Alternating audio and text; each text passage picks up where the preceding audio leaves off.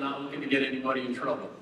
But give us an example of a "you've got to be kidding me" story, where either a player asks for something that's outrageous, or you see something that symbolizes the dramatically changed nature of college football, even in the last 5 years, because of what they're asking for compared to what their value is. Let's start at the end with Coach Doeren and come back.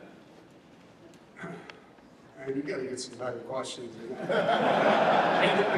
The goal is to help people have some fun and laugh a little bit. I mean, you can tell us 9 fun stories, but the "you got to be kidding me" stories are what you guys talk about when the cameras aren't on, and that's why these people pay to be here. Yeah, I'm going to say you got to be kidding me with that question.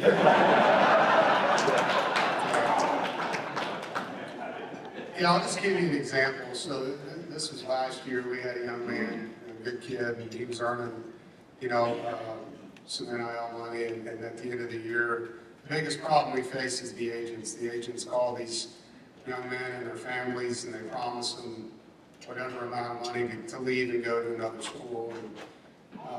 And sometimes it's hard to get it out of them, And so I knew what he was making, and I said, "Well, what are you talking about?" He's like, "Well, I got a school that's going to pay me 3 times that." And I just said, "Well, where is it?" He told me, and I said, "You need to take it, because I'm not paying you that. You're back up for us." And he paid 3 times the amount of money to go to this other school, and we play him. So we'll see how it turns out. But it's just crazy, some of the numbers that get thrown around, and you never know, for them or for us, if some of this information is even real. Because some of these agents lie to these kids left and right. See, I told you the behind-the-scenes stuff was interesting.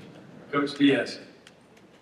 Yeah, the way I'll answer that is, I was head coach for 3 years at Miami, then 2 years went to Penn State as defense coordinator, and then now coming back. The 24 months I was not head coach, it's like the job changed in that time frame.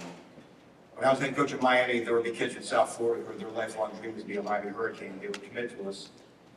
And then a few months later, they would call us in tears. And let's just say, for the sake of argument, they were offered 25,000 rabbits. Right? Let's say they loved rabbits, and someone offered them 25,000 rabbits. And at Miami, we had no rabbits to offer. We couldn't offer any rabbits. And the kid, he loved Miami, but his family, they really needed and loved those rabbits. So Stone did not have rabbits, and we watched that kid become a first-round draft choice in a school, and let's say the southern part of the country, that offered him 25,000 rabbits. Well, when I came back to being head coach, that same kid was now demanding 250,000 rabbits. The amount of rabbits went 10x. A lot of rabbits, right? And that's why you've been hearing all the news about what's going to be like. What's been going on, which Dave mentioned, what's been happening in the last 4 years has not been sustainable, because there's no one in this room whose value suddenly just went up 10x. And that's really what happened. So we're hoping for some guidelines. We're hoping that this House settlement doesn't be perfect, but it will be better. Because ultimately, as Dave said, guess who we were asking for rabbits? The people in this room. You know what I mean? You only feel like giving so many rabbits until you damn run out of rabbits. You know what I mean? So, anyway. Hey, there's no other event of any kind where you give me football rabbit answers like that one. Coach Belichick. Yeah, well, since I haven't been in this arena, Dave, like you and Manny have, I don't really have much comment on that question. Rabbits, it's good. But Coach, you have a GM, I'll go to the other end of the spectrum. When I was in New England, there was a wrestler that was competing for the Olympics, and he lost to Brock Lesnar, and so he was only one heavyweight that could go. So he got a call and said, "Hey, this guy wants to play football."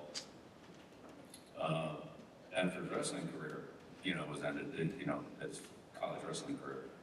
And I said, "Well, has he ever played football before?" He said, "No. Never played football. Didn't play in junior high school, didn't play in high school, didn't play in college. They wanted to try out." All right.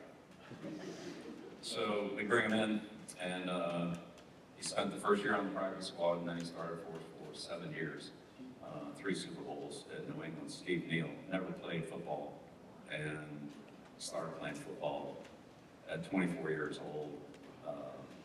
Started for 7 years. It was a pretty incredible story.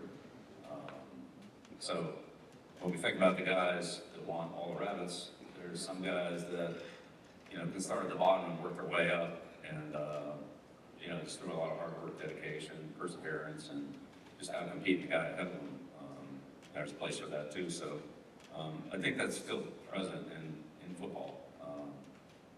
And then there's the other end of the spectrum. Coach Oliver, I know you say you're in a different tax bracket, but young people, it's not always about money. It could be about playing time, it could be about other variables. What's your, you gotta be kidding me, story? Well, it's on what these guys do, okay? We about to play Howard University on Friday night. In pregame, and I look up and I see, y'all enjoy this one. I see Virginia Tech staff member on our sidelines. I'm like, what's he doing on the sidelines? Oh, well, he's here to go see Bulldog because he and Bulldog got a relationship. And first of all, Bulldog's not that nice of a dude anyway. So I already know that's the first one. But Virginia Tech was actually on my sideline recruiting my running back. So thank God they didn't get him. He went to UVA. He got $400,000. So he's starting at UVA now, and I hope they kick Virginia Tech's butt.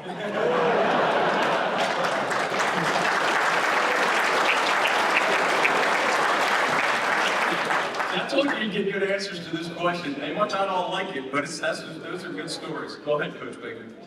Yeah, I think hopefully, like we said, the House settlement brings some stability, logic, because that to me has been what's lacking the last 3 or 4 years. I'll use a story from previous university. I was at Ole Miss for 3 years, and we had a player on our team, an offensive player, is actually in my position room, in the tight end room, and the year before he finished with maybe 5 or 6 catches, maybe 80 yards, was a role guy. But he was a developmental guy I felt really good about. And so then the next spring, had an unbelievable spring, just really took a step forward.